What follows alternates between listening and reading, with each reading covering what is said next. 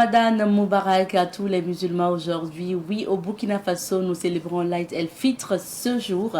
Alors, c'est l'occasion pour nous encore de dire bravo à tous les musulmans qui ont jeûné durant 30 jours. Bravo et encore qu'Allah exauce vos vœux, qu'Allah vous accompagne tout au long de cette journée pour la célébration, mais également tout au long de votre vie.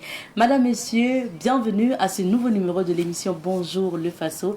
Alors, aujourd'hui, c'est la fête de Ramadan. Quoi de plus normal que de tendre notre micro à un imam qui va nous parler donc du Ramadan, de la prière de Ramadan, du sens du jeûne musulman. On en parlera dans la rubrique invité du jour. Mais bien avant cela, Alphonse Ouedraogo sera là. Il va partager l'actualité avec nous.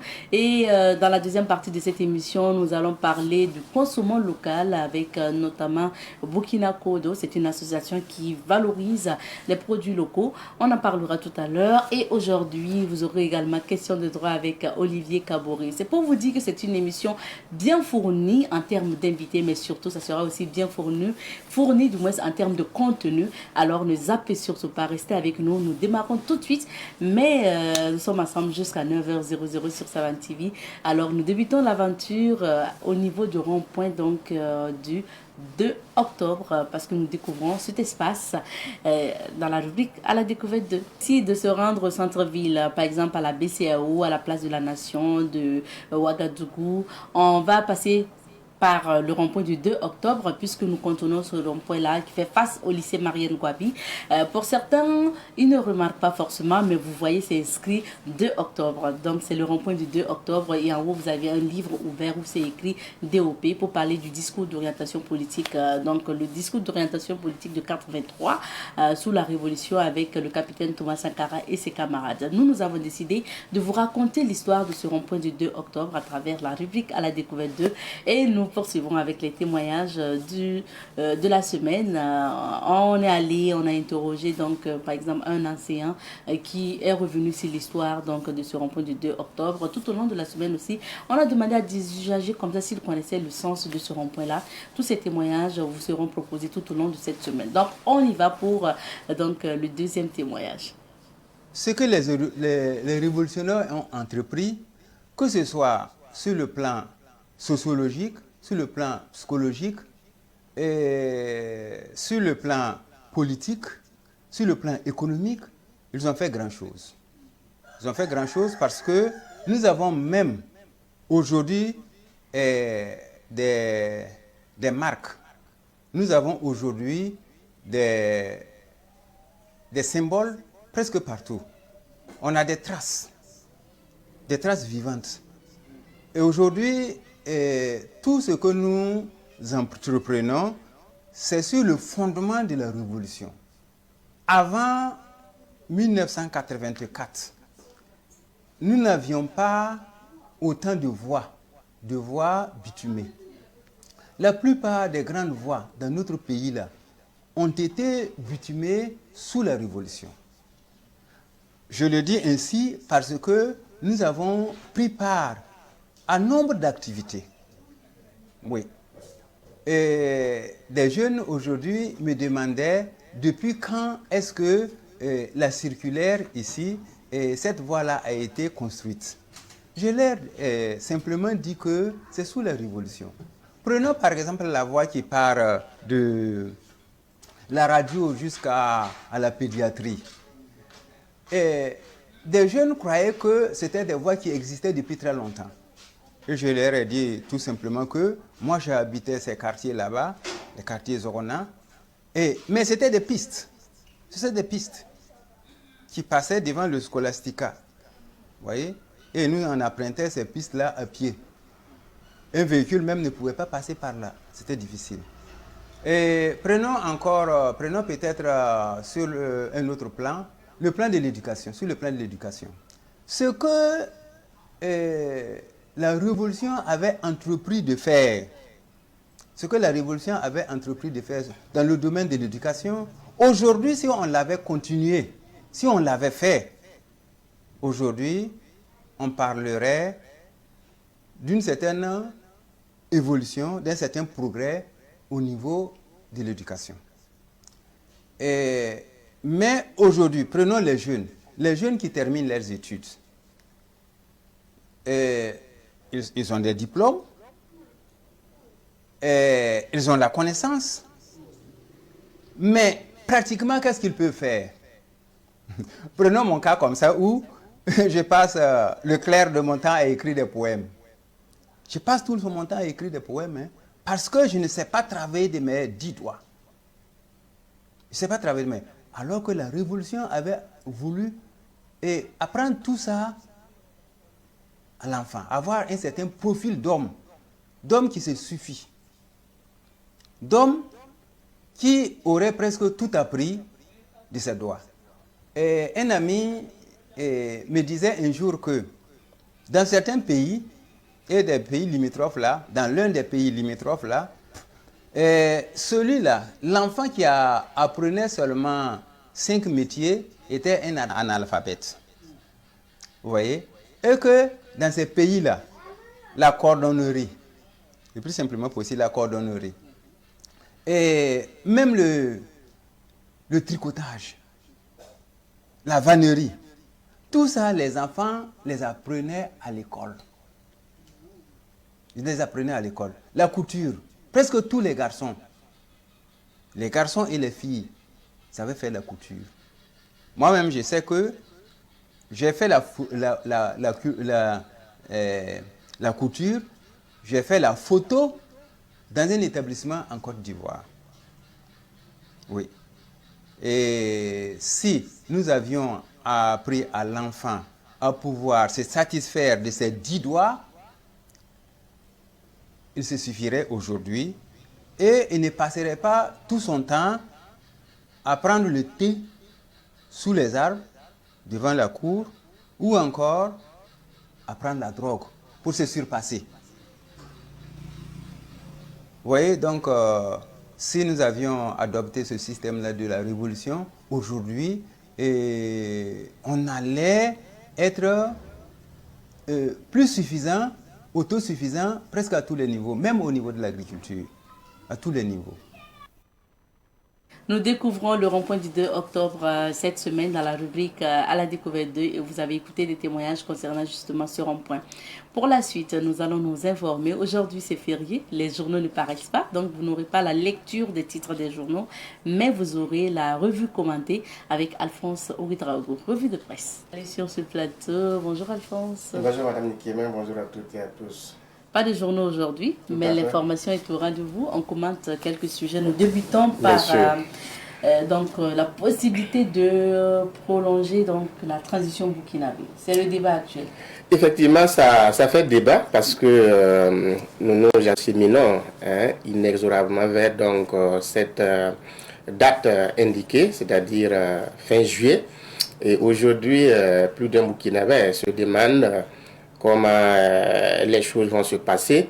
Je pense qu'aujourd'hui, que ce soit dans le milieu des associations, dans certaines organisations, ça fait débat et c'est tout à fait normal parce que la transition qui avait donc été lancée d'abord sous Damiba et après Capitaine Ibrahim Traoré est arrivé, il faut dire que le délai était pratiquement 2 ans. Et je pense que ces 2 ans tirent donc vers sa fin. Et effectivement, ça montre que les Burkinabés doivent commencer à parler de cela. Qu'est-ce qu'il faut faire? Est-ce qu'il faut donc commencer à se donner des idées, faire d'abord le diagnostic de ce qui a été donc posé comme jalon depuis donc les 2 ans. Après donc un bilan critique, qu'est-ce qu'il faut faire? Est-ce qu'il faut procéder à une prolongation de 2 ans, 3 ans ou du moins une durée qui équivaut à un mandat de 5 ans? Tout est possible. Je pense que c'est le schéma actuellement, ça va se dessiner pendant les assises parce que pour qu'on puisse s'accorder sur ces 2 ans, il a été question donc de tenir les assises nationales. C'est après donc ces assises-là que ces 2 ans ont donc été concoctées. Et je pense que juillet prochain, le débat va se poser dans un cadre bien donné. Aujourd'hui, comme j'ai dit, beaucoup d'associations, d'OSC commencent déjà à donner de la voix beaucoup réclament à ce qu'on prolonge cette transition. Tout est possible dans le débat. Et c'est dans la même lancée que certains aussi pensent qu'il ne faut pas prolonger pour prolonger. Donc, quand on dit qu'à terme, c'est le terme de la transition CG, il faut respecter ça.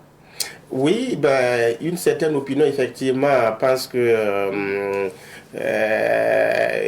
il n'est pas question de prolonger. Okay. Alphonse, on marque une petite pause et on revient pour la suite. Nous revenons en direct sur ce plateau avec Alphonse Ouédraogo. Nous commentons donc un sujet qui fait l'actualité au Burkina Faso, notamment l'avenir de la transition burkinabé, si vous voulez. Alors, Alphonse, on parlait du fait que certaines personnes ou certains observateurs rejettent en fait la thèse de prolonger la transition. Qu'est-ce qui peut justifier leur avis? Ben, peut-être une opinion de tout un chacun, mais je pense que, comme je l'ai dit, c'est dans les échanges que tout va donc se dessiner. Nous savons qu'au Burkina, nous avons quelque chose de fétiche, c'est-à-dire le fait de s'asseoir ensemble, les dialogues. Ça nous a toujours permis de décanter certaines situations. Et moi, je crois fermement à cette question-là, parce que pendant les assises, tout va se dessiner avec tous ceux-là qui vont donc participer. Je pense que nous arriverons à accorder les violons et à prendre encore une autre aventure, parce que ce qui est posé aujourd'hui en termes d'actes, on peut évaluer et on peut aussi passer à autre chose. Je pense que ça fait débat, c'est très important. Vous savez qu'au Mali, par exemple, la date du 26 mars avait donc été indiquée comme date butoir donc de la fin de la transition. La date est passée, c'est comme si les Maliens sont laissés donc étaient surpris et aujourd'hui ils sont dans un dilemme aujourd'hui. Et je pense qu'au Burkina, nous n'allons pas quand même nous laisser surprendre par cet état de fait. Et c'est pour cela que des OSC, des mouvements, des partis dits indépendantistes, beaucoup d'acteurs commencent donc à en parler. Et c'est très important parce qu'avant tout, c'est l'avenir du pays. Le capitaine Ibrahim Traoré qui est arrivé, lui aussi, il a eu à poser beaucoup d'actes en termes d'amélioration de la situation sécuritaire. Est-ce que ce laps de temps a été suffisant pour lui pour atteindre l'objectif? On peut évaluer s'il est important qu'on prolonge la transition, quelles sont donc les conditions qui pourraient donc être posées pour que nous puissions vraiment éradiquer ce phénomène du terrorisme. Parce que, avant tout, nous vivons la situation bientôt une dizaine d'années. Donc, ce n'est pas en 2 ans ou en quelques mois qu'on peut venir à bout de cette hydre terroriste. L'un dans l'autre, c'est au Burkinabé de se parler calmement, sagement, pour que nous puissions trouver la bonne formule. Et si c'est nécessaire de prolonger la transition, quel serait le prix à payer? Alors, peut-être le prix à payer, c'est rebattre les cartes. Quand je dis rebattre les cartes, c'est penser peut-être à former un autre gouvernement, c'est bien possible, impliquer encore et davantage d'autres acteurs de la société burkinabé. Je pense que ça peut être la conséquence aussi pour que nous passions vraiment une autre étape donc, de notre transition. Si les acteurs s'accordent à dire qu'il faut prolonger, je pense qu'on aura affaire à mettre des points sur les i. Et pour le cas d'un gouvernement qui va intégrer d'autres acteurs de la société burkinabé, tout est possible. Peut-être que le capitaine Ibrahim Traoré restera à son poste, bien entendu, mais peut-être qu'on assistera à un changement au niveau donc, du gouvernement, au niveau donc, de la gestion. Je pense que tout cela, ce sont des questions qui doivent être traitées avec beaucoup, avec tout ce qu'il faut pour que on puisse passer à une autre étape donc, de la transition.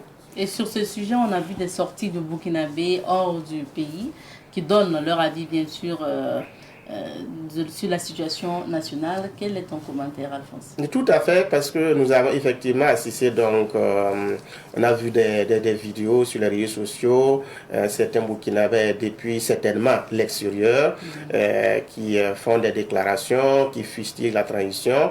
En un mot comme en mille, ça ressemble à un appel à des troubles, à une rébellion. Et c'est vraiment regrettable parce que les acteurs en question sont des gens bien connus, des gens qui étaient certainement des responsables au niveau donc, du Centre national de presse Norbert Zongo.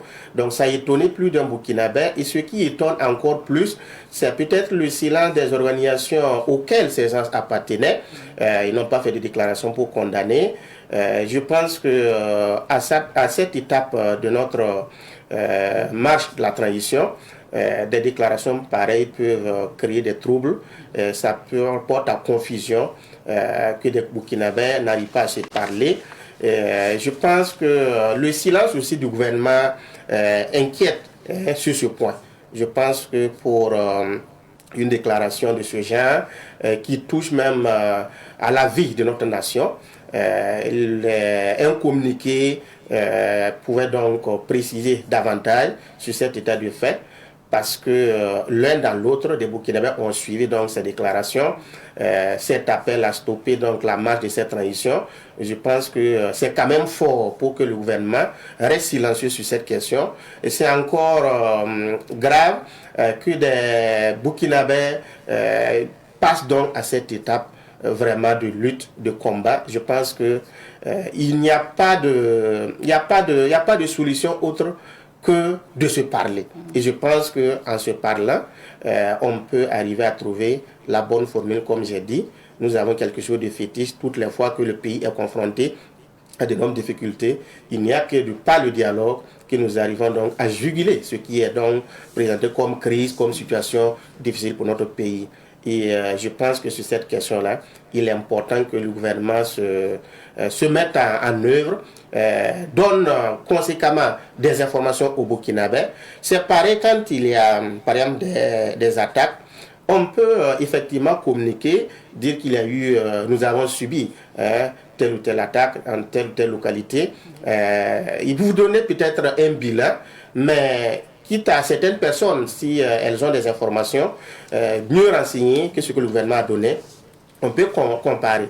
Mais qu'on ne laisse pas des choses se passer, qu'on ne communique pas, et puis vous laissez les gens libres de faire vraiment de la spéculation, ce n'est pas bien. Je pense que chacun doit essayer de jouer son rôle, de faire son travail à ce niveau. Maintenant, le message qu'il faudrait peut-être retenir est que ce pays nous appartient tous.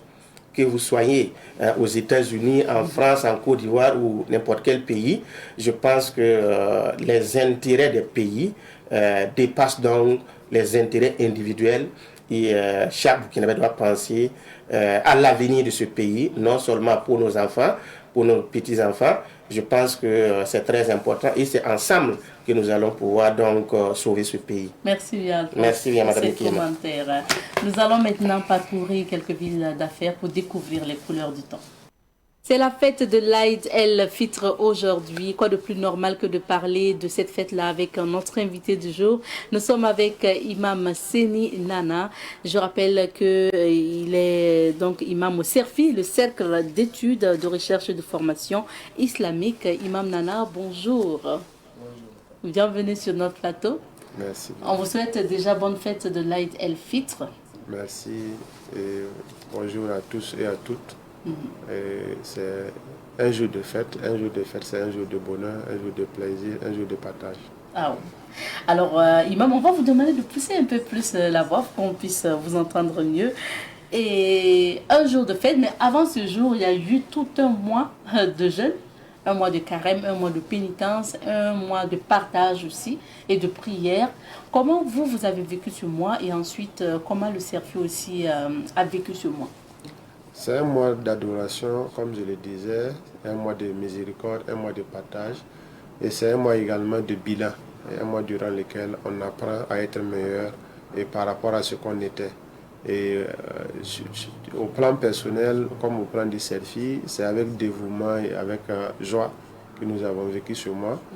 Bien que avec la chaleur qu'on connaît au Burkina, il peut y avoir des difficultés, mais alhamdulillah, je pense que tout s'est bien passé et on remercie Dieu pour tout cela. Et on sait qu'au niveau du CERFI, les premières semaines, je crois les 3 premières semaines, vous aviez organisé un Ramadan Market. C'est le marché vraiment de Ramadan où on pouvait trouver des produits de première nécessité, mais d'autres produits aussi. Comment ça s'est passé? Effectivement, depuis maintenant 8 années, le Selfie, à chaque début de Ramadan, a un marché de Ramadan et dénommé Ramadan Market. C'est 2 semaines durant.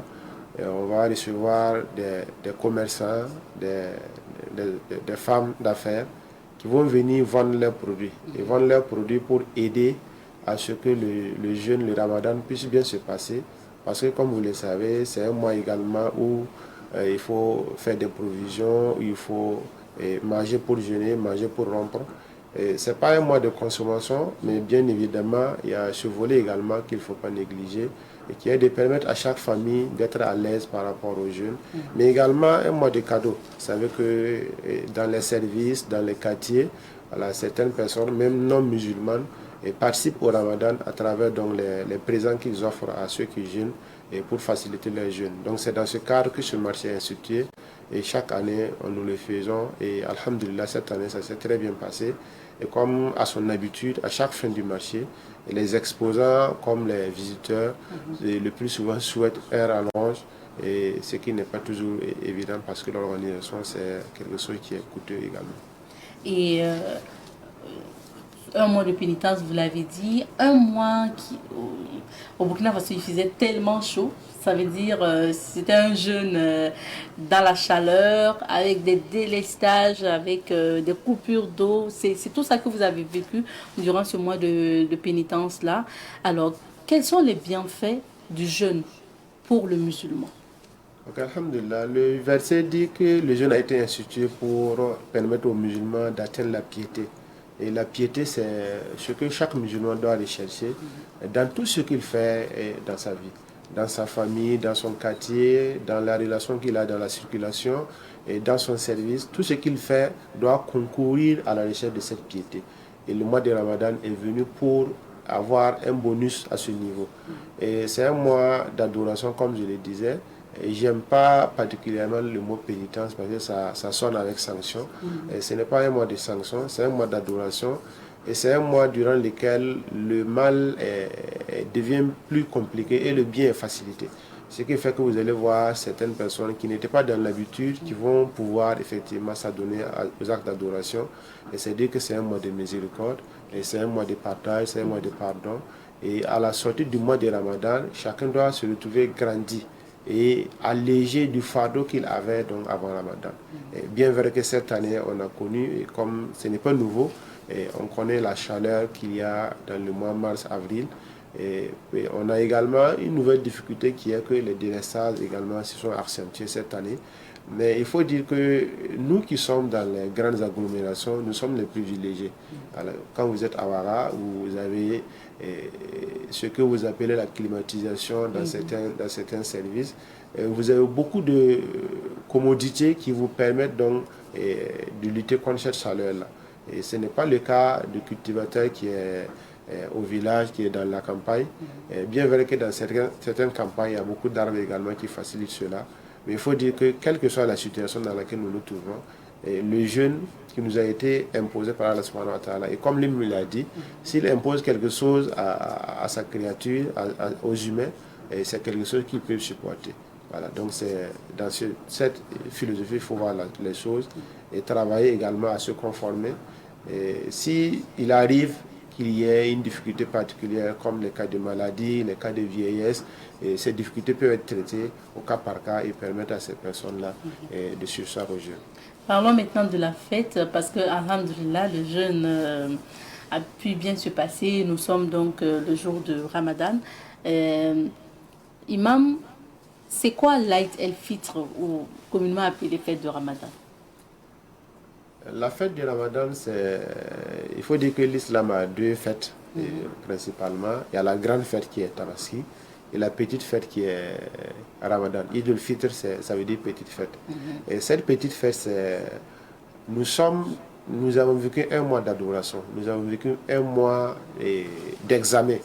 Et à la sortie d'un examen, quand on réussit, il y a de quoi fêter. Donc cette fête vient récompenser le mois d'adoration, le mois d'exercice, le mois d'effort que nous avons fourni. Et cette fête également est une adoration qui fait partie des actes d'adoration du Ramadan. Et comment la fête doit se passer en fait chez le fidèle musulman? Alhamdulillah, la fête, c'est deux composantes. Il y a la prière et il y a la réjouissance. La prière, comme vous le savez, en fonction des localités ou des lieux de prière, c'est autour de 8h, 8h30, on va se retrouver sur l'aire de la prière qui est le plus souvent en dehors des mosquées habituelles. Donc ça peut être un terrain de football, un espace vert ainsi aménagé pour la circonstance. Donc on va se retrouver, on va suivre donc la prière avec l'imam. Et après la prière, on va se féliciter, on va se faire des vœux. On va prier pour les uns et pour les autres. On va prier également pour notre pays, qui, nous le savons tous, connaît des difficultés depuis un bout de temps.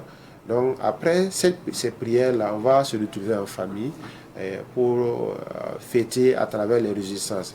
Les réjouissances, c'est non seulement la joie, mais c'est également la nourriture qu'on peut disposer.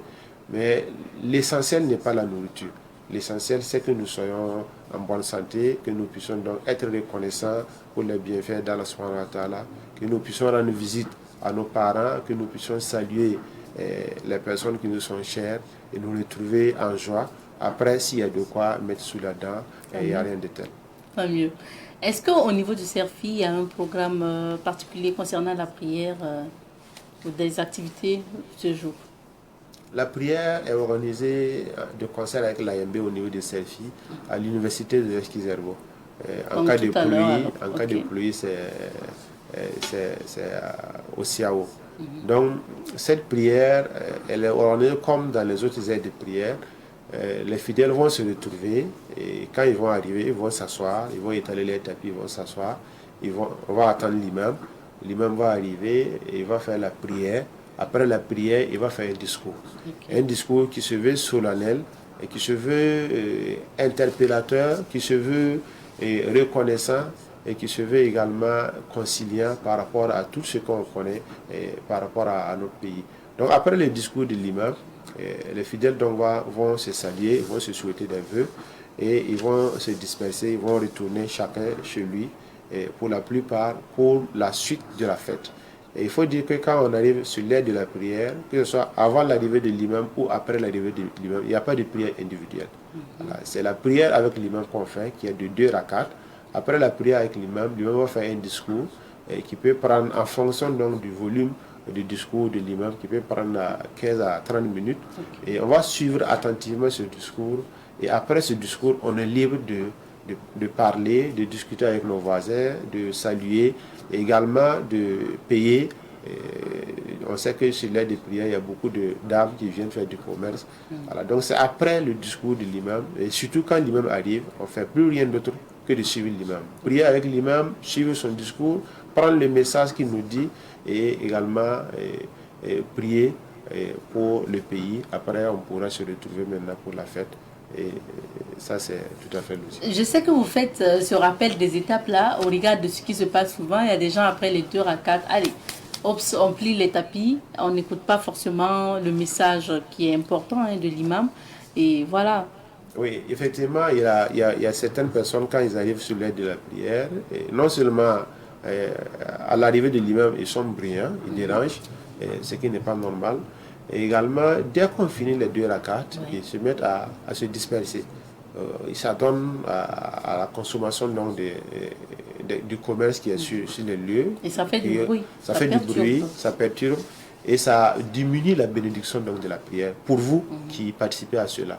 Donc, ce qui est demandé, c'est que vous soyez attentifs. Vous écoutez l'imam avec donc déférence, avec donc toute la concentration qui va avec.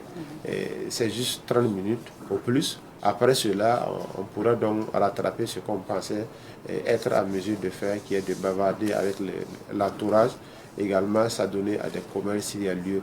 Et dès qu'on finit avec l'imam, on va se retirer, évidemment, on va maintenant poursuivre la fête, comme je le disais, les visites à la famille, et les connaissances, recevoir les amis, ainsi de suite, mais travailler et faire en sorte que ce qu'on fait toute la journée de la fête là reste dans le cadre du halal, de ce qui est licite, et que ça ne soit pas comme quelqu'un qui laboure, qui cultive, qui aménage son champ, qui récolte, et qui, une fois il a la récolte, et le mil, le riz ou autre chose, il se met à le brûler. Et ça, c'est pas évident.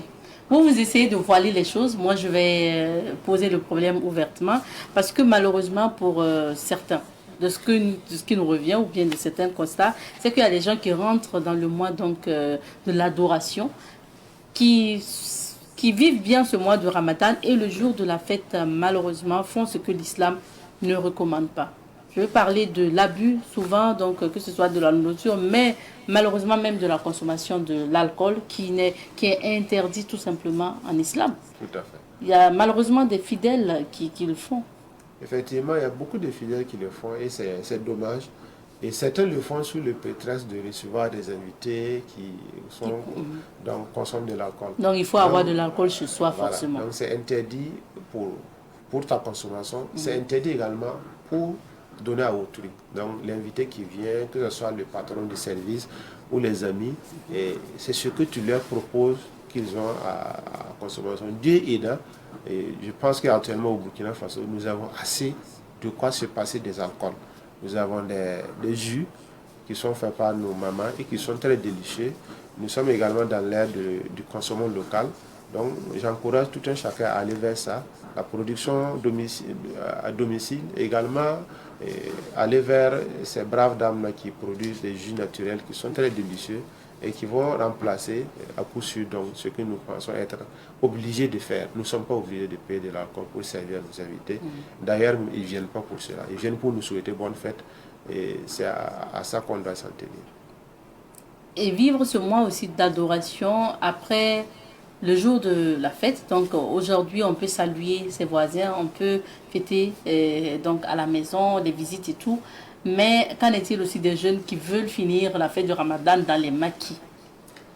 Donc, alhamdulillah. Donc je disais qu'on a récolté, on a les grains, on a les épis, il ne faut pas brûler. Brûler les récoltes, c'est aller vers des maquis pour célébrer la fin du Ramadan. Brûler les récoltes, c'est de reprendre des relations de copinage qu'on a suspendues à cause du Ramadan. Brûler les récoltes, c'est reprendre nos mauvaises habitudes qu'on avait avant. Et là, on n'a pas retenu la leçon du Ramadan, qui est de nous rendre meilleurs. De nous rendre meilleurs par rapport à ce que nous devons faire vis-à-vis de ce que Allah subhanahu wa ta'ala a autorisé, mais également ce qui est bien pour la société. Et ce qui est bien pour la société, c'est que si tu étais dans le copinage avant Ramadan, après Ramadan, tu pars donner la cola et tu célèbres le mariage, il n'y a rien de tel. C'est ça. Voilà.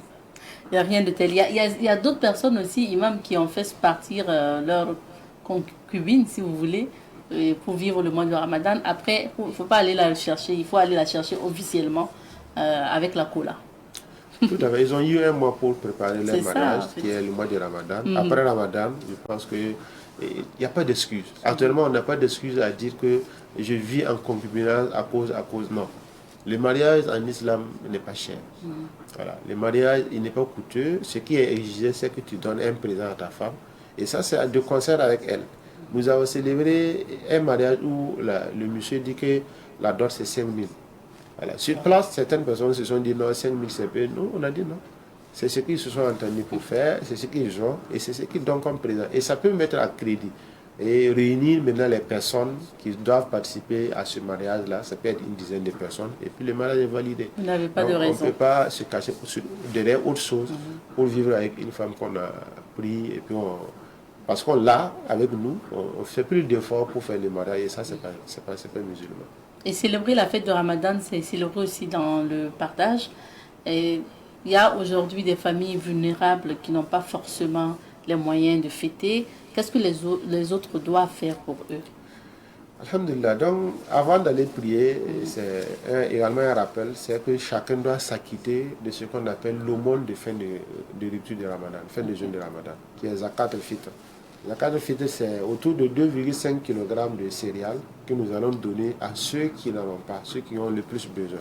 C'est pour permettre à ces personnes également de fêter de manière convenable et dispenser ceux qui sont souvent contraints de mendier, de faire la mendicité le jour de la fête.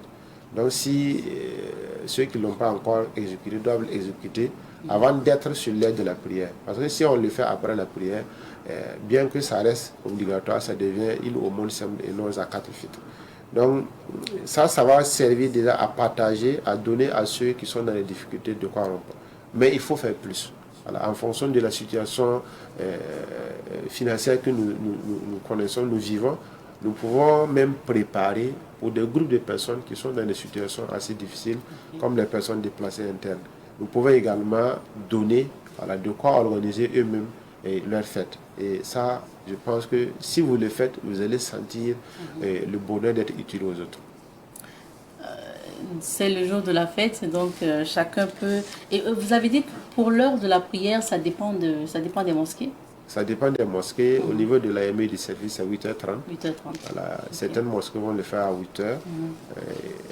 Et en fonction aussi du soleil. Et je pense que 8h, 8h30, ça peut aller. Mais il faut écouter votre mosquée qui va donner l'heure de la prière.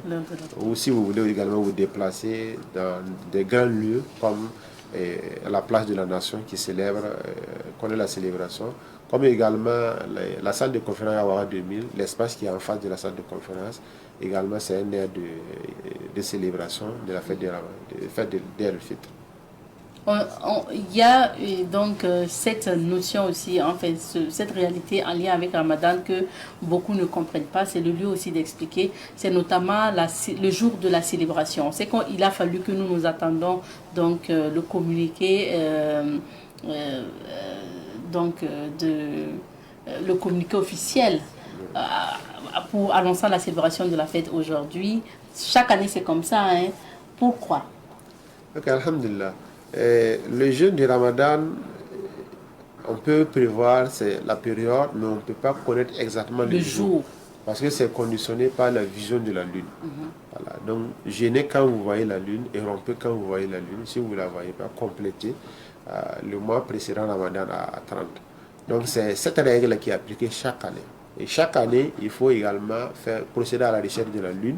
Et si on l'a vu, on procède au début du Ramadan et également à la fin, au 29e jour, on va aller chercher la lune. Si on la voit, on passe donc à la fin. Si on ne la voit pas, on complète à 30. Donc ça, c'est une règle qu'on applique depuis belle lurette et que chacun doit également maîtriser.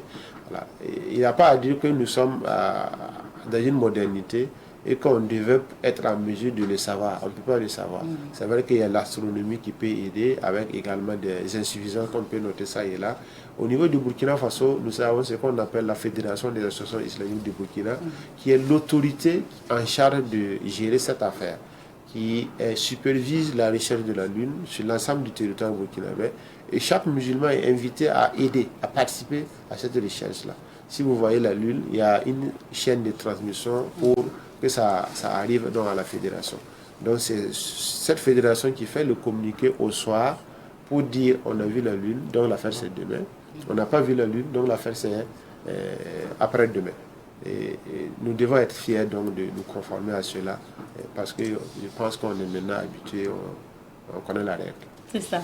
Merci bien Imam. Quel serait votre mot de fin à l'endroit des fidèles musulmans?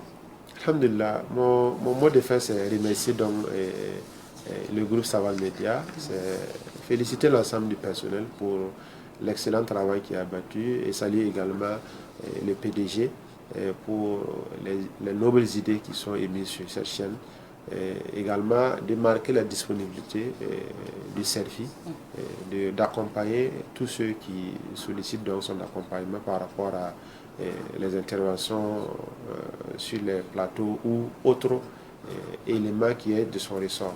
C'est féliciter l'ensemble des Burkinabés, c'est la fête du Ramadan. On sait que les situations ne sont pas les mêmes, il y a des difficultés le plus souvent. D'une fête à une autre, on peut avoir un changement, mais quelle que soit la situation, le musulman dit Alhamdulillah ala kulli hal. Louange à Dieu en toutes circonstances.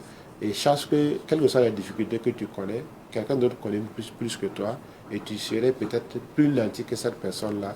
Donc remercions Dieu et prions-lui pour de l'amélioration, pour aller vers l'excellence, qui est la visée donc de tout musulman. Merci bien. Et bonne fête à vous, Imam. C'est moi qui vous remercie. Merci. Je rappelle que nous étions avec Imam Séninana. Il est imam au CERFI, le Cercle d'études, de recherche et de formation islamique.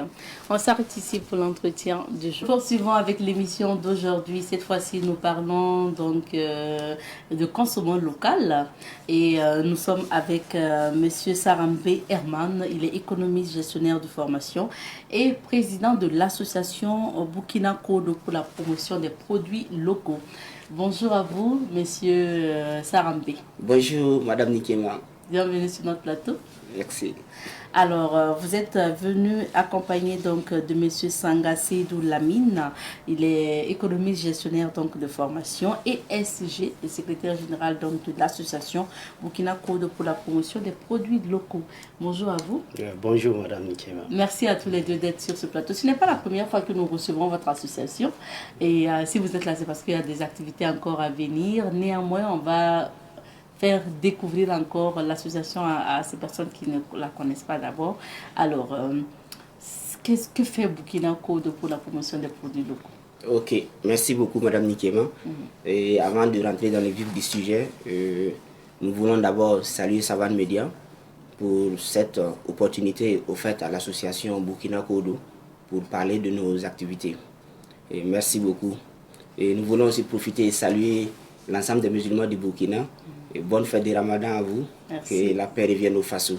Et nous avons aussi un regard sur les FDS qui sont au front, qui se battent nuit et jour pour la restauration de l'intégrité du territoire national. Merci.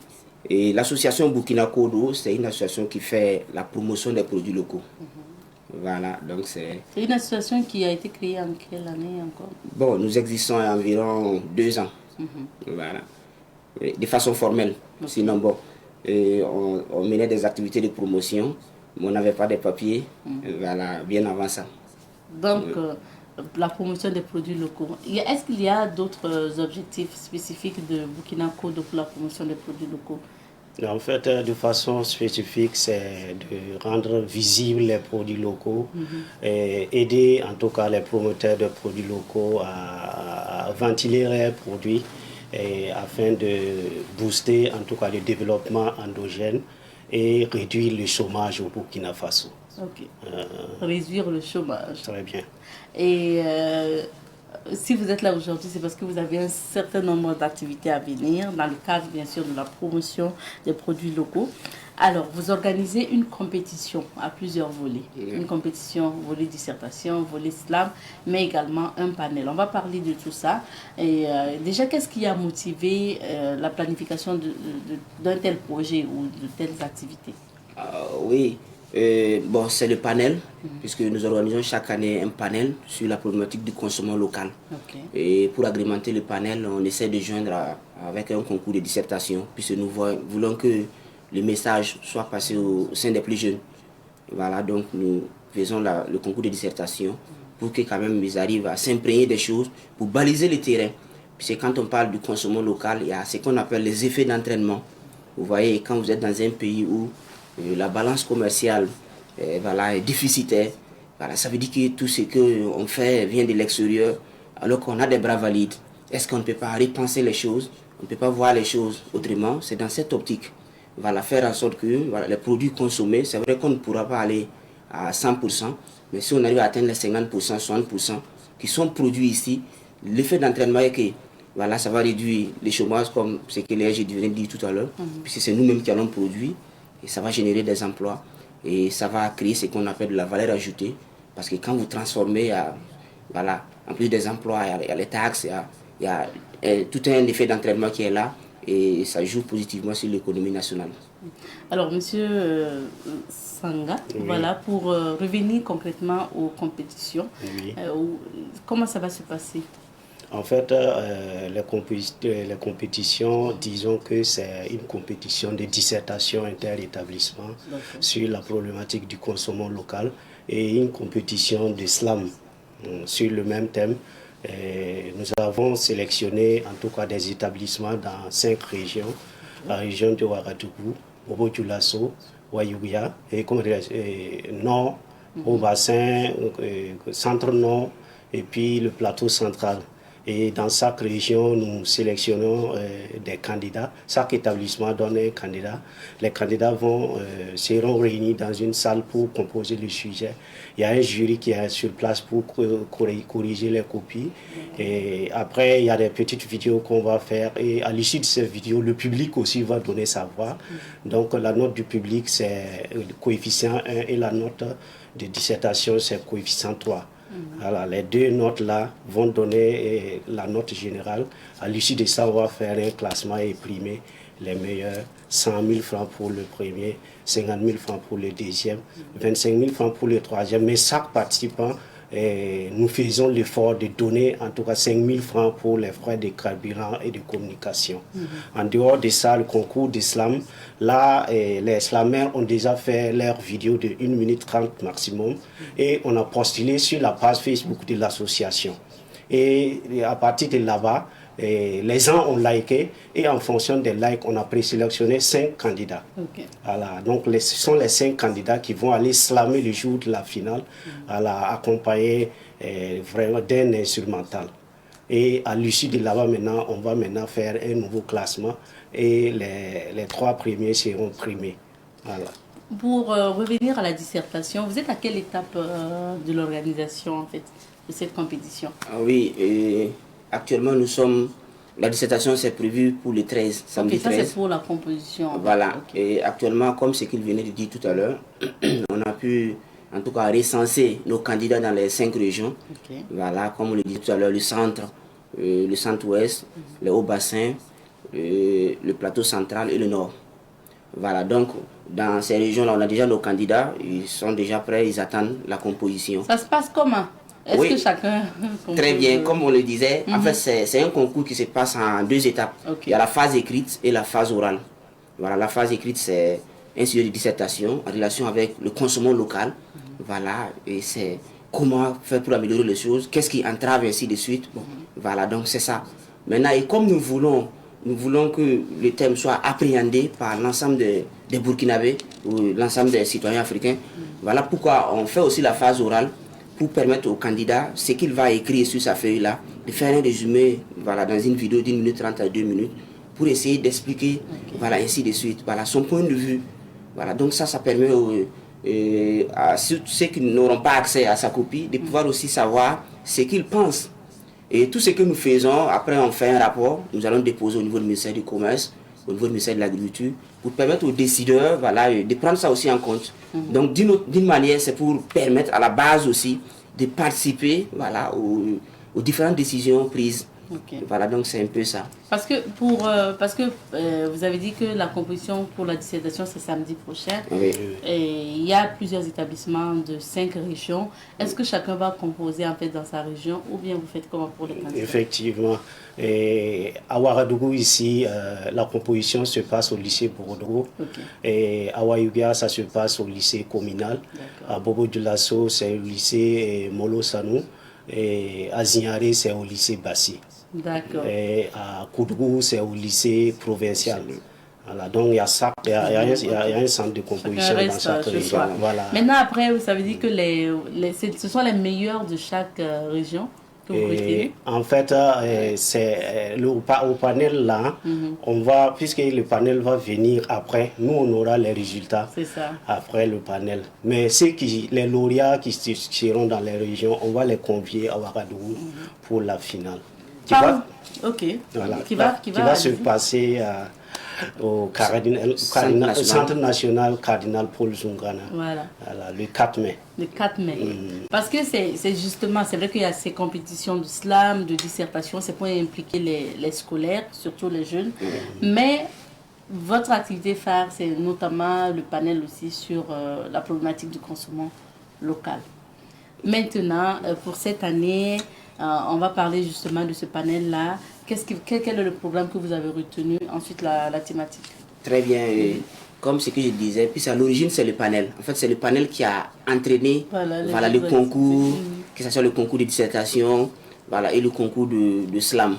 Voilà, c'est comme ce qu'on disait tout à l'heure. Tout va se tourner vers la problématique du consommation local. Donc, c'est des thèmes qu'on développés Voilà, et on met l'accent, comme c'est des jeunes, on essaie de mettre l'accent sur les créneaux peut-être porteurs, voilà, en ce qui concerne le Made in Burkina, voilà, où les jeunes peuvent s'investir, voilà, investir, après les opportunités très bien d'investissement, et ainsi de suite. Et en plus de ça aussi, on essaie de parler des bienfaits, voilà, du consommation local, comme ce que je disais tout à l'heure, l'effet d'entraînement, qu'est-ce que ça fait pour le pays, ainsi de suite. Donc, pour que ces jeunes-là, ils s'imprègnent déjà de ces notions et ils ancrent ça dans leur train-train quotidien. Donc c'est l'optique aussi visée. Alors, monsieur Sanga, on reste sur le panel. Qui sont les communicateurs, par exemple, qui seront là? Les communicateurs, vu en tout cas les contraintes de temps qui est là, l'année passée, on avait invité 2 communicateurs, mais cette année, on a décidé d'inviter un seul communicateur du nom de Dr Kouliati. Le professeur. Il a eu une promotion. Voilà, donc il devient professeur, voilà, qui a décidé d'accompagner l'association. Il dit qu'il est disponible. Voilà, donc c'est lui qui sera là pour donner une communication au profit de l'ensemble de la population qui fera le déplacement le jour de la finale. Donc, on aura au programme donc, le panel, une communication face à face avec les jeunes et quoi d'autre? Et il y a la finale. Il y a 5 finalistes qui vont slammer devant le public. Et il y a la remise des prix, la remise des prix et du trophée. Il y a des artistes invités aussi qui vont venir en tout cas accompagner l'activité.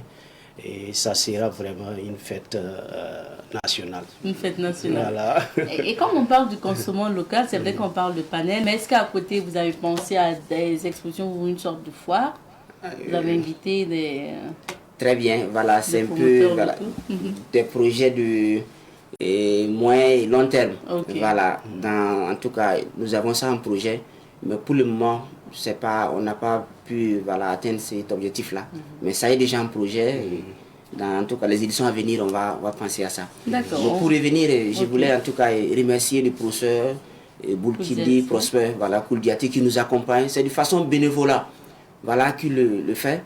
Et inviter aussi d'autres personnes à nous accompagner. On a fait des approches, mais bon, quand vous êtes une association, vous arrivez, bon, les gens souvent, une association, bon, on ne fait pas trop confiance, ils hésitent. Alors on va vous rappeler. Alors, donc faites comme le professeur, il nous a accompagnés et ça, en tout cas, l'activité se passe très bien. Nous voulons en tout cas inviter les gens, tous ceux qui peuvent faire quelque chose. Chez nous, ce n'est pas l'aspect pécunier. Par exemple, pour faire les activités, on a besoin d'une salle. On parlait du Centre national Cardinal Paul Zungrana. Voilà, quelqu'un peut nous aider avec ça. Voilà, et il y a d'autres aussi projets ainsi de suite. Parce que généralement, les associations qui divisent, c'est l'aspect pécunier. Et à la fin, c'est ainsi de suite. Donc, on n'est pas trop dans ça. Si on peut nous aider autrement, que ce soit l'accompagnement technique, voilà, vous êtes la bienvenue. D'accord. Merci. Et nous tendons vers la fin de notre entretien. On va rappeler les dates quand même des activités de l'association. Et les dates, c'est le 13 avril à côté. Ça, c'est pour la composition. Bon, ça, dans son ensemble. Ça ne concerne pas trop le grand public. Après le 13, il y a des votes du public qui démarrent à partir du 14 jusqu'à la fin du mois. Et le 4 maintenant, c'est la finale. Donc le 4 mai, rendez-vous. Le 4 mai, rendez-vous au Centre national Cardinal Paul Zungrana, qui se situe à Darnoy, à partir de 13h pour la finale.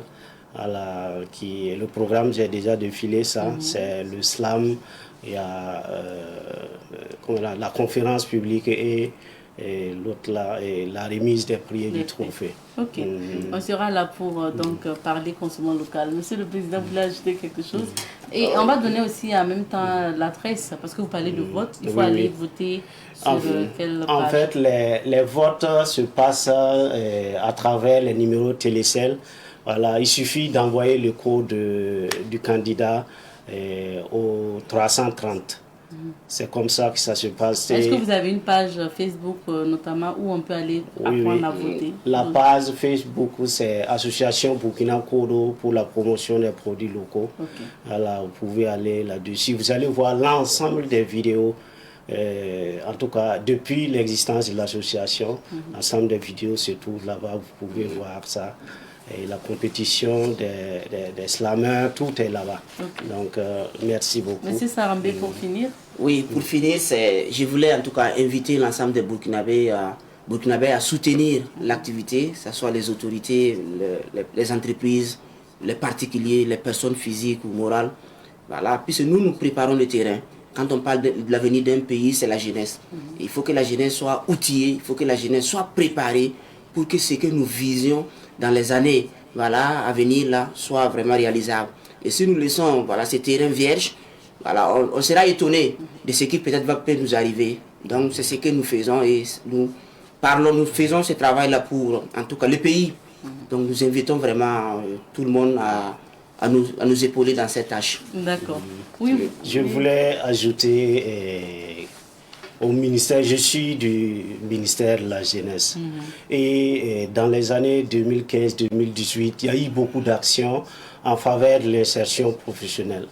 Mais maintenant, ces actions ont eu des insuffisances. Pourquoi? À mon humble envie, c'est parce qu'il n'y a pas eu de synergie d'action avec le consommant local. Voilà, il y a eu le programme spécial de création d'emplois, il y a eu les mesures nouvelles du gouvernement de dotation des kits aux jeunes formés en métier, il y a eu les TIMO, et beaucoup d'actions comme ça. Mais c'est en fin de compte, en tout cas quand on a fait un bilan, il n'y a pas grand-chose. Voilà, parce que s'il n'y a pas de marché, il ne peut pas avoir une promotion d'emploi. C'est le marché qui fait l'emploi. Voilà, si nous remarquons dans nos quartiers, tout simplement, si quelqu'un commence à faire une petite activité, si ça marche seulement, vous allez voir que petit à petit, le nombre de personnes qui sont dans l'activité sont en train d'augmenter, sans avoir besoin de soutien quelconque. Donc, c'est pour dire que toute chose égale à par ailleurs, l'employabilité est une fonction positive du consommant local. Et pour cela, nous interpellons en tout cas l'ensemble de la population à mettre la main dans la pâte pour le bonheur des Burkinabés, pour la réduction du chômage. D'accord. Merci bien, M. Sanga, et merci bien, M. Sarambé. On s'arrête ici pour cet entretien. On marque une petite pause. Olivier nous retrouve après pour question de... Tout en sachant qu'elle est dans l'impossibilité de payer le carburant qu'elle se fait mettre ou qu'elle est déterminée à ne pas payer. Et pour terminer, la quatrième catégorie, c'est la filouterie de transport et de services. Il y a des gens aussi qui commandent un taxi et arrivés à destination, ils disent qu'ils n'ont pas l'argent pour payer. Alors qu'au départ, ces gens-là savaient pertinemment qu'ils n'ont pas d'argent pour payer le taxi. Ou c'était des gens qui étaient résolus à ne pas payer le taxi. Voilà. Donc ces quatre catégories-là font partie de l'infraction. Est-ce qu'on ne peut pas appeler ça escroquerie ou vol tout simplement? Effectivement, il serait peut-être facile de dire que c'est du vol ou de l'escroquerie. Mais au regard de la définition du vol et de l'escroquerie, c'est difficile de les placer entre ces deux. Parce que quand on parle de vol, on parle de soustraction frauduleuse de la chose d'autrui. Ça veut dire que la personne se cache pour prendre ou la personne prend avec la force. Alors qu'ici, en réalité, la personne ne s'est pas cachée pour prendre. Je viens dans un restaurant, je commande à manger comme tout le monde. Donc vous voyez, on ne peut pas dire que c'est du viol. Parlant d'escroquerie aussi, il faut qu'il y ait des manœuvres tendant à tromper la personne en face de vous. Alors que bon, techniquement, il n'y a pas de manœuvre. Je pars dans un restaurant ou dans un hôtel, je commande juste une chambre. Il n'y a pas de manœuvre visant à tromper. Donc c'est une infraction spécifique que le législateur a voulu bien créer pour protéger les professionnels, comme je disais tantôt. Bon, en fait, c'est vrai qu'il y a beaucoup qui vivent ça, mais qui ne savent pas forcément que c'est un délit et qui peuvent poursuivre la personne. C'est bien qu'on en parle, Olivier.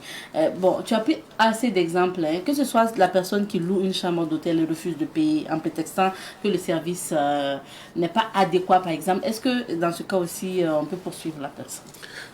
Effectivement, il y a des malins qui se... Parce qu'on ne va pas dire qu'ils ont oublié leur portefeuille ou quoi. Ils disent qu'eux, là, ils n'ont pas été satisfaits. Tout à fait. Il y a vraiment des personnes qui sont très malignes et qui se rendent dans les hôtels et qui font ça. À la fin, ils se plaignent, ils crient sur tout le monde parce que le service d'hôtel n'est pas ça. Alors qu'il a dormi, ou du moins qu'elle a dormi dedans pendant 2 ou 3 jours. Alors, il faut savoir que quand on décèle en vous l'intention manifeste de ne pas payer, vous êtes dans l'infraction. Mais ici, la petite nuance qu'il faut faire, ça c'est à l'endroit des professionnels de l'hôtellerie. Ok. Alors, il ne faut pas laisser une personne dormir chez vous plus de 15 jours sans payer. Parce que quand la personne dort ou commande une chambre et dort plus de 15 jours sans payer, le propriétaire de l'hôtel ne pourra pas poursuivre cette personne pour grivellerie ou filouterie. Parce que la loi estime que le professionnel de l'hôtellerie a été négligent. 1 jour, 2 jours, 3 jours, oui. Mais au bout d'un certain temps, il faut demander à ce que la personne puisse quand même régler la note, même si elle veut rester encore. Parce que si vous ne le faites pas et que si la personne vit dans l'hôtel au bout de 15 jours, vous n'allez plus pouvoir poursuivre la personne pour cette infraction. Ok. Et pour le cas de la nourriture, je commande à manger, après je me dis, je ne suis pas satisfait donc, du service, je refuse de payer. Alors, la non-satisfaction n'est pas une raison pour ne pas payer le service. Quand vous mangez la nourriture, quand vous commandez à manger, vous vous faites servir, vous mangez la moitié ou la totalité et qu'après vous prétextez du fait que la nourriture n'était pas, la qualité de la nourriture n'était pas ça, vous n'allez pas pouvoir vous échapper comme ça. Vous êtes obligé de régler la note. Si vous réglez pas la note, vous pouvez être poursuivi pour filouterie ou grivellerie. C'est bien vrai que souvent, nous faisons certaines actions et après on se rend compte que on a oublié par exemple notre porte-monnaie ou notre argent à la maison. Ou même même moi qui vous parle là, une fois j'ai été, bon je ne veux pas dire victime, mais une fois j'ai fait face à une situation comme ça. Alors, où je suis arrivé, j'ai pris ma commande et après je me suis rendu compte qu'en réalité l'argent que j'avais sur moi n'était plus sur moi. Et qu'est-ce qu'il faut faire? Ouais, en ce moment, il faut vraiment montrer votre bonne foi. Parce que en réalité, c'est la bonne foi qu'on regarde ici. Si on a l'impression que la personne était résolue à venir manger sans payer, en ce moment, c'est complexe. Mais si on se rend compte que la personne, en réalité, c'est pas qu'elle veut pas payer, mais son argent n'est pas disponible actuellement, on peut essayer de comprendre la personne. Par exemple, dans mon cas, bon, j'ai expliqué de façon terre à terre et voilà, c'est vrai que c'était pas une grosse somme. La personne m'a compris, elle m'a dit non prochainement. Et effectivement, le même jour, je suis revenu lui remettre son argent. Voilà. Ça dépend. Quand on te regarde, on sait que tu ne veux pas finir avec l'argent des gens. Maintenant, pour certaines personnes. Bon, bref, Olivier, pour tous ces cas-là, est-ce que, à quelle sanction s'expose en fait celui qui est coupable Alors, vous savez, banalement, à cause d'un plat de 100 francs ou 200 francs, vous pouvez faire de la prison. Wow. Voilà. Parce que le législateur a été quand même très dur ici encore. Et vous pouvez couper d'une peine d'emprisonnement pouvant aller de 2 mois à 6 mois. Vous voyez, pour un plat de 200, ou bien pour un taxi peut-être qui va vous coûter 1000 francs, vous vous retrouvez à faire de la prison, à avoir un casier judiciaire sali. Donc du coup, pour toutes ces personnes qui s'adonnent à ces actions-là, vraiment c'est l'occasion d'arrêter. Parce que vous tuez le professionnel qui se bat pour mettre en œuvre ses activités et payer ses salariés. Et vous vous créez vous-même des soucis en vous exposant à des sanctions pénales. Donc, à la suite de ces peines privatives de liberté, c'est-à-dire la prison, la personne qui s'adonne à ces activités-là peut aussi écoper d'une peine d'amende, en plus des peines privatives de liberté, qui peut s'élever de 250 000 à 600 000 francs. Waouh! Il faut, pour un plat de 200 payer. Et ça, c'est juste l'amende.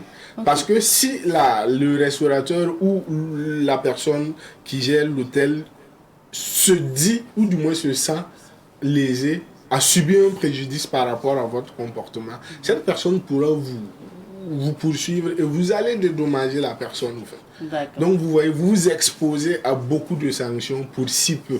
Ok, merci beaucoup Olivier. Notre temps est terminé. En tout cas, merci d'avoir permis aux téléspectateurs de comprendre ce que c'est qu'un délit de filouterie. C'est l'occasion d'interpeller les restaurants, ceux qui sont dans l'hôtellerie, à faire attention. Et sachez que c'est un délit. Si vous rencontrez des gens comme ça, vous avez la possibilité voilà, d'aller porter plainte, c'est ça. Tout à fait. On s'arrête ici pour l'émission d'aujourd'hui. Bonne fête de Ramadan à tous ceux qui nous suivent, à tous les musulmans. Et puis on se retrouve, Inch'Allah, demain. Allez, cuisse.